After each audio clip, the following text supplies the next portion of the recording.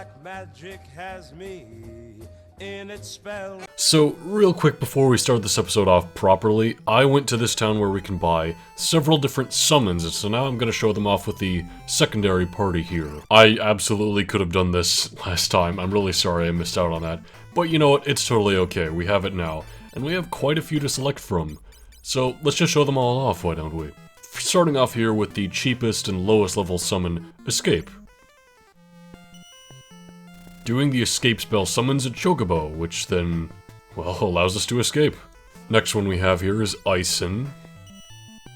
So we summon Shiva.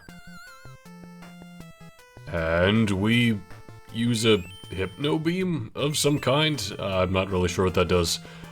Since this enemy's not dead, we'll try another summon this battle. The Spark. We summon Ramu. Ignore the R at the end of that. And Ramu does a Mind Blast. Whatever that does. I think these are supposed to be doing some status effects on a group of enemies.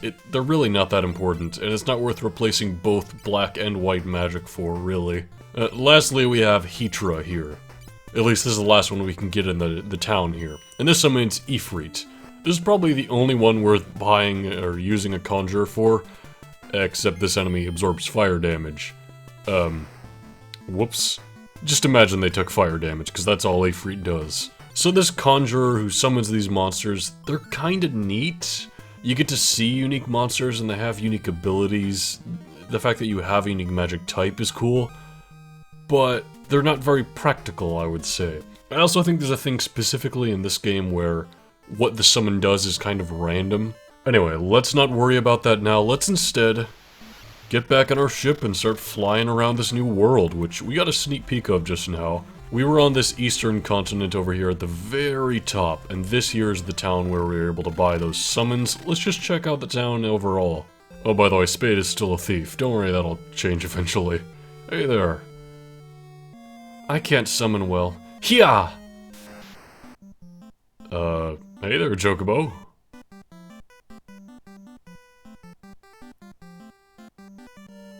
Oh, Chocobo again? I see. The great Magus Noah lived on the Dog continent, but he passed away long ago. It's said that both Leviathan and Bahamut were sealed away by Noah himself. One of Noah's apprentices is said to guard the dream world, resting in the fjords to the south. Entities called forth by summoners are more powerful than ones called by evokers. Okay, so it seems like there's the evoker, which is the one we unlocked already, and the full-on summoner. So yeah, all that summon magic and stuff can get better once we get that next job, but of course Goldor did destroy the crystal, so we're a little lost in what to do next right now. There's a magic shop down here where you can get all the summons and... Wait a minute, is that an ancient over there? Or sorry, not an ancient, that's one of the people, the seers, the guys who told Desh about his fate. Hey, I am a Gulgan. Right, the Gulgans, the flood of darkness that someone is summoning, is just like the flood of light from long ago. The imbalance of either will erase them both. Huh, and then there's a phoenix down here. What is this Gulgan doing here, just hiding in the forests of this town? So yeah, that's at the top of this western continent. Now going along the side of this continent, we can go right here. We can't currently go in those little pools. We actually don't have a canoe right now, do we? Anyway, inside here is Une's shrine. Une guards the dream world, she'll never wake up. So, as one of the people said in town, Noah had one of his, apprentices guard the dream world. This is where they are right now. It's kind of a sad fate, but at the very least we can visit them, I guess. Go further south, and let's just go around this whole continent. There's another one, which is where we were before, in that village of Ur. We also have this small little island in between the continents, which we might as well visit right now. This here is Duster, and as you can see, we got other geomancers. Check it out, Hart. Geomancy is difficult to master. Damage can rebound. So I'm guessing what he means by taking time to master is that we actually get better the more job levels we get, which would be kind of nice. Better in terms of not hitting ourselves, that is. And also here we have a diamond bell, the weapon of choice for geomancers. This is also where I got the harp for the bard way earlier. I'm guessing this is like a bard geomancer kind of town, because check it out, bards. Hear my song. The world was destroyed by the power of light. 4 dark warriors defeat light with their might. Leviathan, the great shade of the lake, waits for the day his chains shall break. Odin supreme, the knight among knights, sealed himself, waiting for the light. Hear my song as well. Chocobo, chocobo, chocobo, chocobo, chocobo, chocobo, chocobo. Hey! I kind of messed that bit up, but that's kind of hilarious that he's just there. And also you have this guy right here. Hear my song.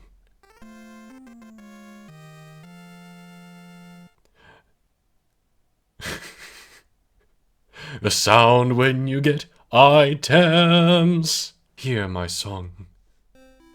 Oh, this guy's got a serious one? What's he hiding back here for? Lord Bahamut, the greatest drake of all. Defeat him, his power yours to call.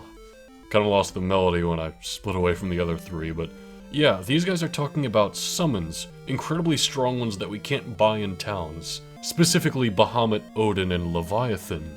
But seeing as how we don't have a summoner we really want to use right now, and that's just side material, it's not important, we're gonna save that for much later. Saronia has the fastest airship ever! Now that's something we need to keep in mind. We have some sort of small village over there, on the other side of these mountains, but we can't quite get to it.